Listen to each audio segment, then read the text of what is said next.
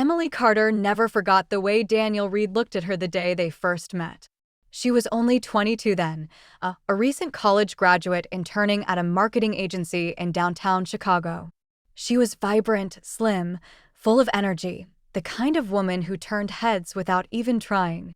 Daniel, for years older and already climbing the corporate ladder, was smitten from the start. "You're dangerous, Emily," he said during one of their late-night work sessions, flashing that confident grin she had once found irresistible. "If you don't stop distracting me with those big brown eyes, I'll never finish this report." She had laughed, cheeks warm, unaware of how those words would echo bitterly in her memory years later. Their romance was fast, whirlwind-like, the kind people envied. Within a year, Daniel proposed at Millennium Park, slipping a diamond ring on her finger as strangers clapped around them. Emily thought she was stepping into forever. She had no idea she was stepping into a storm. At first, life was everything she dreamed of. They got married in a small but elegant ceremony, moved into a cozy condo overlooking Lake Michigan, and built routines that felt like the beginning of a long, happy life. Daniel spoiled her with flowers on Fridays, movie dates on Saturdays, and breakfast in bed on Sundays. Friends teased them for being disgustingly in love. But 3 years later, everything began to shift. When Emily found out she was pregnant, she was overjoyed. She had always dreamed of becoming a mother, of holding a child she and Daniel created together. But pregnancy changed her body in ways she hadn't anticipated. By the 4th month, her stomach swelled, her ankles puffed, and her once slim frame began to soften. At first, Daniel pretended not to notice. He would smile and say, "You're glowing," but his eyes told a different story. He no longer reached for her hand when they walked together, no longer kissed her forehead absent-mindedly as he once did. He became distant, always checking emails, always claiming to have late meetings. Emily brushed it off at first. She told herself it was just stress from work. She didn't want to believe that her husband was falling out of love with her just because her body was changing. Until one night, she heard him. Daniel was in his study, the door slightly ajar. Emily padded down the hallway, holding a mug of chamomile tea, planning to surprise him. But before she could enter, his voice stopped her. "She's gotten huge, Vanessa. I mean, I knew pregnancy changes women, but this? Sometimes I look at her and wonder where the girl I married went." Emily froze. The words hit her like a blade. Her hand trembled, and hot tea spilled on her wrist, but the sting of the burn was nothing compared to the sting in her chest. Vanessa Miller's voice floated through the phone speaker, sharp and mocking. She was Daniel's colleague at the firm, young, ambitious, with the kind of figure that turned heads in the office. "Oh my God, are you serious?" Vanessa laughed, the sound cruel and cold. "So your wife is waddling around the condo while you're stuck with her? That's tragic." "Don't worry, Danny. At least you've got me. You deserve someone who can actually keep it together." The laughter that followed made Emily's knees buckle. She pressed her back against the wall, tears welling in her eyes. She wanted to scream, to storm into that room and throw the mug at both of them, even if Vanessa was only present through the phone. But she didn't. She clutched the mug to her chest and walked back to the bedroom, each step heavier than the last. That night, she lay beside her husband, staring at the ceiling while he slept peacefully. She placed a hand over her belly, whispering to the tiny life inside her, "I promise I'll protect you, no matter what." But she couldn't protect herself from the cracks forming in her marriage. The months that followed were hell. Daniel's late nights became more frequent. His excuses grew thinner. Emily saw the lipstick stains on his collars, smelled the unfamiliar perfume clinging to his shirts. When she confronted him, he waved her off with a dismissive shrug. "You're imagining things, Emily. Stop being paranoid. You're just hormonal." She wanted to believe him, but the truth was already staring her in the face. The breaking point came 2 weeks after she gave birth to their son, Noah. Emily was still healing from the delivery, her body sore, her nights sleepless. She sat in the living room, rocking Noah in her arms, when Daniel walked in, dressed in a sharp suit, cologne thick in the air.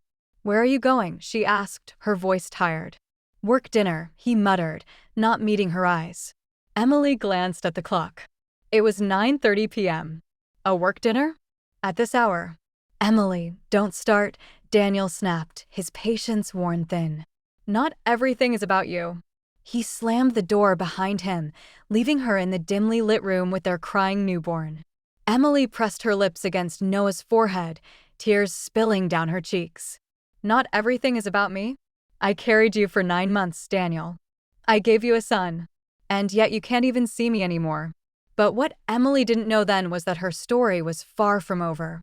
This wasn't the end of her life. It was the painful beginning of a transformation that would change everything.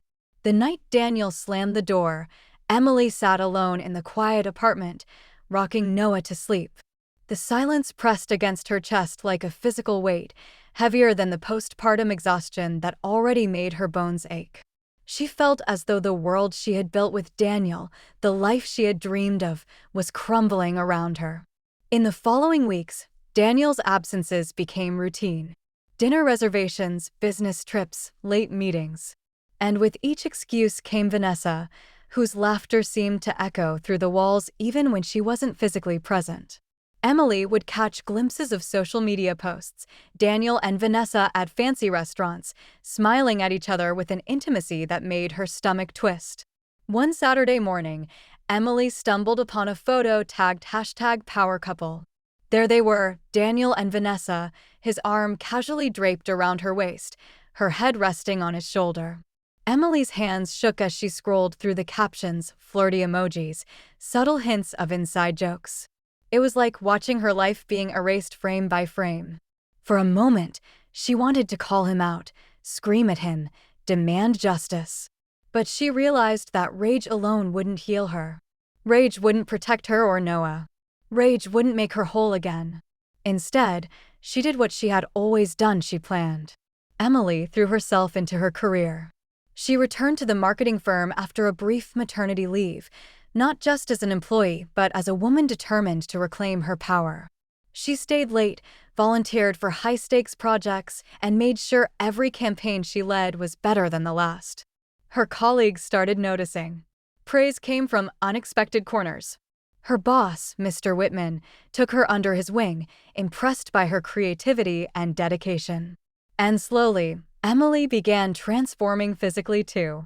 She started walking again in the mornings, light workouts first, then strength training as her stamina returned. She ate mindfully, not obsessively, learning to respect her body rather than punish it for carrying life. Mirrors no longer reflected shame, only determination. While Emily was rising, Daniel was sinking deeper into his affair. Vanessa was no longer just a colleague. She had become his constant companion, accompanying him to every event, every office party, every weekend getaway. He flaunted her with the arrogance of a man who believed he had conquered the world. One evening, Emily returned to the office late, only to find Daniel standing in the lobby, laughing loudly with Vanessa, holding her hand as though she were his trophy. Vanessa's laugh echoed, sharp and triumphant, as Daniel whispered something into her ear. Emily's heart clenched, but this time, instead of despair, a quiet, burning resolve took its place. She didn't confront him. Not yet. She didn't beg him. She only smiled politely at Vanessa when their eyes met, an icy, controlled smile that spoke louder than words. Then she walked past them, heels clicking on the polished marble floor, leaving their laughter behind. Months turned into years. Emily climbed the corporate ladder with relentless focus, her reputation growing stronger with every successful campaign. By the time she was 30, she had become a senior executive at the firm, respected, admired, and feared in equal measure.